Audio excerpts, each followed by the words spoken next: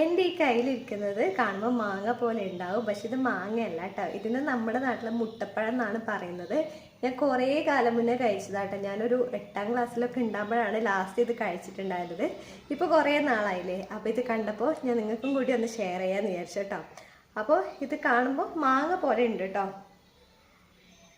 നമുക്ക് കഴിച്ചു നോക്കാം, എന്നിട്ട് എങ്ങനെയുണ്ടെന്ന് പറയാം. ഇത് ഇങ്ങനെ പൊട്ടിക്കാം.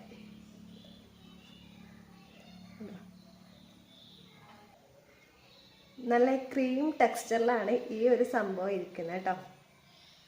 അപ്പോൾ നമുക്ക് ടേസ്റ്റ് ചെയ്യാം.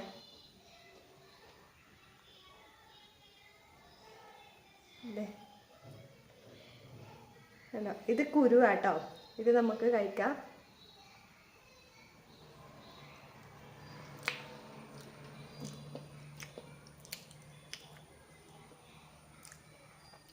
കുരു നമുക്ക് കഴിക്കാൻ പറ്റില്ല, പക്ഷെ കുരുവിൻ്റെ പുറത്തുള്ള ഈ കാമ്പ്, നമ്മുടെ മുട്ടയുടെ മഞ്ഞ കാമ്പ് ഉണ്ടല്ലോ, അതേപോലെയാണുള്ളത്.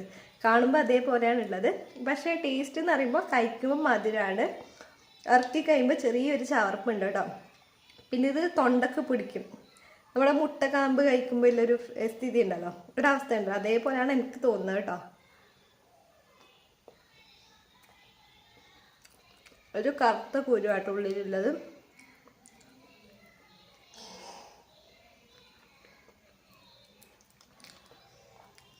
ടേസ്റ്റ് ഉണ്ടോ ചോദിച്ചാൽ ടേസ്റ്റ് ഉണ്ട്, ചെറിയ മധുരമുണ്ട്, ഇറക്കുന്ന സമയത്ത് ചെറിയ രീതിയിൽ കയ്പുണ്ട്. കഴിക്കുമ്പോൾ ചെറിയ ബുദ്ധിമുട്ടുണ്ട് കേട്ടോ. എന്താണെന്ന് വെച്ചാൽ നമ്മുടെ മുട്ടക്കാമ്പ് കഴിക്കുമ്പോഴുള്ള ഒരു അവസ്ഥ ഉണ്ടല്ലോ, നമുക്കിങ്ങനെ വെള്ളം കുടിക്കുന്ന രീതിയിലുള്ള ഒരവസ്ഥ, അതേപോലെ തോന്നുന്നുണ്ട്.